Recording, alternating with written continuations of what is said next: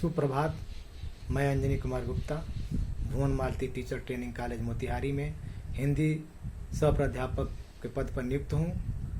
आज देश के अंदर वैश्विक महामारी कोरोना के फैलने के कारण महाविद्यालय की कक्षाएं स्थगित की गई है, लेकिन हम सभी सह प्राध्यापक पीपीटी के माध्यम से, पीडीएफ के माध्यम से, वीडियो के माध्यम से, ऑनलाइन क्लासेस के माध्यम से अपने महाविद्यालय के विद्यार्थियों को उनके कोर्स को कंप्लीट करने का प्रयास कर रहे हैं। मैं आज आपके सामने भाषा क्या है, भाषा एवं बोली में संबंध क्या है, भाषा एवं बोली में अंतर क्या है, इस विषय पर चर्चा करेंगे। ध्यान से इस टॉपिक प्रकरण को सुनिएगा आप लोग, क्योंकि भाषा ही एक ऐसा माध्यम है जिसके द्वारा हम विचार विनिमय करते हैं। यदि हम भाषा का ज्ञान नहीं है तो हम पशु के समान हैं। इसीलिए कहा गया है कि 4 कोस पे पानी बदले 8 कोस पे वारी, और यही कारण है कि भाषा हमारी जगह जगह परिवर्तन होती रहती है। हम आज मोतिहारी में हैं तो भोजपुरी बोली का प्रयोग करते हैं, और यहाँ से पटना जाएंगे तो मगही बोली बोलेंगे, दरभंगा जाएंगे तो मैथिली बोली बोलेंगे। इसी प्रकार भाषा के सबसे पहले हम प्रकृति को जानते हैं कि भाषा की प्रकृति है क्या। पहला प्रकृति है कि भाषा अभिव्यक्ति का साधन है। और सोचते हैं कि अभिव्यक्ति मतलब क्या है। अभिव्यक्ति मतलब यह है कि हम किसी के सामने अपने विचारों को, अपने भावों को रखते हैं। दूसरी इसकी प्रकृति आती है कि भाषा परिवर्तन एवं गतिशील है। भाषा परिवर्तन गतिशील से तात्पर्य है कि जैसे हम आज मोतिहारी में हैं या पूर्वी चंपारण में हैं तो हम बिहारी हिंदी भाषा के प्रयोग करते हैं, भोजपुरी का प्रयोग, बोली का प्रयोग करते हैं। ठीक जैसे हम पश्चिम बंगाल में जाएंगे वहाँ हम बंगला बोलेंगे। तीसरे परिवर्तन का मतलब है कि हम यहाँ से वहाँ गए तो हमारी बोली या भाषा परिवर्तन हो गई। और गतिशील से तात्पर्य है कि हम यहाँ से वहाँ अपनी भाषा को गए, एक समाज में, एक क्षेत्र में, एक वातावरण में रहे तो अपनी भी यहाँ की मोतिहारी की भाषा को हम अपने वहाँ पर छाप छोड़े, तो वहाँ के लोग हमारी भाषा को धीरे धीरे ग्रहण करते हैं, वो भी जानते हैं कि भोजपुरी कैसी बोली जाती है। दूसरी बात आती है कि भाषा पैतृक संपत्ति नहीं है, ये अर्जित संपत्ति है। ये हमारे जहाँ जिस राज्य में हम जाते हैं वहाँ की भाषा हम अर्जित करते हैं। इसी प्रकार भाषा एक सांकेतिक साधन है। सांकेतिक साधन से तात्पर्य है कि जैसे हम जा रहे हैं कहीं और सिग्नल लगा हुआ है और सिग्नल के सामने रेड बत्ती जल गई तो हम अपने को वहीं पे स्टॉप कर देते हैं, रोक लेते हैं। पीली बत्ती जलती है तो हम वहाँ से चलने का तैयार होते हैं चलने के लिए, और ग्रीन जल गई तो हम चल देते हैं। तो क्या वहाँ कोई कुछ बोलता नहीं है, लेकिन हम संकेत के माध्यम से भाषा को हम जान लेते हैं। इसी प्रकार रेलवे ट्रैक, रेलवे प्लेटफार्म पे जो गार्ड होता है हरी झंडी दिखाकर ट्रेन को रवाना करता है, कुछ बोलता नहीं है, बस झंडी के इशारे से, संकेत से ही वो हम ट्रेन चल देती है। तीसरी बात यह है कि बोली है क्या।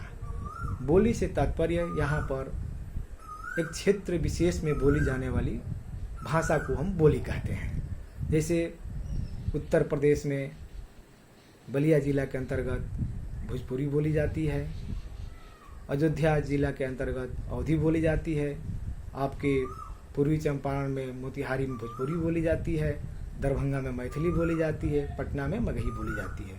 अब हम सोचेंगे कि इसको हम कहते कैसे, इस पे हम चर्चा करें। अब चर्चा सबसे पहले हम हिंदी भाषा के विषय में जानते हैं कि हमारे देश की राजभाषा हिंदी है।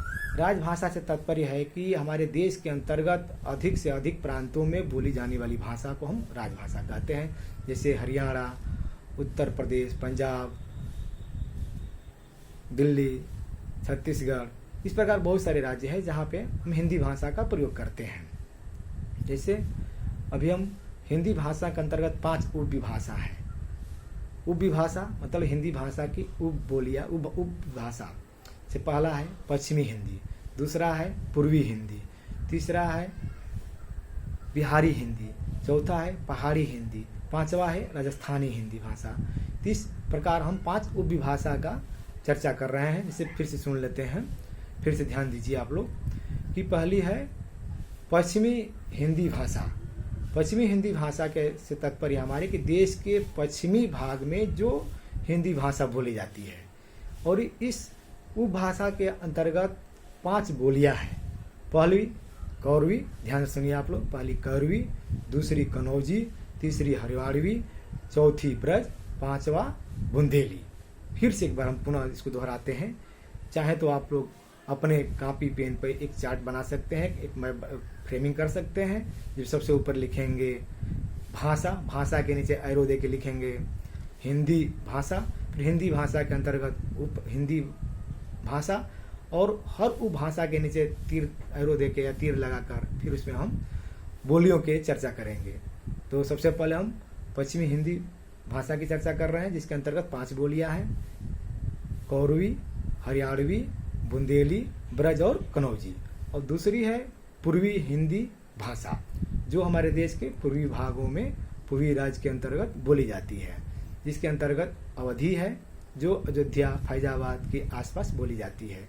दूसरी बघेली है, तीसरा छत्तीसगढ़ी है, जो छत्तीसगढ़ के राज्य में बोली जाती है। इस प्रकार 2 भाषा की चर्चा कर ली। तीसरी है बिहारी हिंदी भाषा, जो कि हम इसी प्रांत के अंतर्गत हमारा महाविद्यालय है, और इस बिहारी हिंदी भाषा के अंतर्गत 3 बोलियां हैं। आप सभी जानते होंगे, क्योंकि हमारे इस बिहार प्रांत में हर क्षेत्र से बच्चे यहाँ पे प्रवेश लिए हैं। तो जो दरभंगा सीतामढ़ी क्षेत्र के बच्चे होंगे वो मैथिली बोलते हैं, जो पटना क्षेत्र के अंतर्गत आते हैं वो मगही बोलते हैं, और तीसरी भोजपुरी, जो कि बहुत सबसे ज़्यादा बोली जाने वाली बोली है। ये बिहार प्रांत के अलावा उत्तर प्रदेश और इसके अतिरिक्त हमारे देश के बाहर विदेशों में भी व्यापक रूप में बोली जाती है। कुछ ऐसे देश हैं जहाँ तो कुल पूर्ण रूप से भोजपुरी ही बोली जाती है। इस प्रकार 3 उपभाषा की चर्चा कर लिए। चौथा है आपकी राजस्थानी हिंदी, जो राजस्थान प्रांत के अंतर्गत बोली जाती है। मालवी, मारवाड़ी, मेवाती और जयपुरी, ये 4 बोलियां राजस्थान प्रांत के अंतर्गत बोली जाती है। 5वां पहाड़ी हिंदी, जो उत्तराखंड, नेपाल और कुमाऊनी गढ़वाली के अंतर्गत बोली जाती है। इस प्रकार हिंदी भाषा के अंतर्गत 18 बोली बोली जाती है। आप लोगों ने सभी से ध्यान से सुना। फिर से मैं इसको पुनः आप लोगों के सामने दोहरा देता हूँ कि हिंदी भाषा की 5 उपविभाषा होती है। 5 उपविभाषा की 18 बोली होती है, जिसमें पहला पश्चिमी हिंदी भाषा, दूसरा पूर्वी हिंदी भाषा, तीसरा राजस्थानी हिंदी भाषा, चौथा बिहारी हिंदी भाषा, 5वां पहाड़ी हिंदी भाषा। ये इस प्रकार आज का जो प्रकरण हमारा था, भाषा और बोली में संबंध और भाषा और बोली में अंतर क्या है, इस पर हमने चर्चा की है। अगली कक्षा में हम इस प्रकरण को और आगे बढ़ाएंगे कि बहुभाषिकता क्या है। बहुभाषिकता मतलब कि हमारे देश के अंतर्गत बहुत सारी भाषाएं हैं, उसके बारे में हम चर्चा करेंगे। इस प्रकार आज यही बता दें आप लोगों की बिहारी हिंदी के अंतर्गत मैथिली हमारे संविधान की 8वीं अनुसूची में दर्जा प्राप्त कर ली है। भोजपुरी की बात चल रही है, बहुत जल्द ही भोजपुरी बोली को भी 8वीं अनुसूची की भाषाओं में शामिल किया जाएगा। धन्यवाद।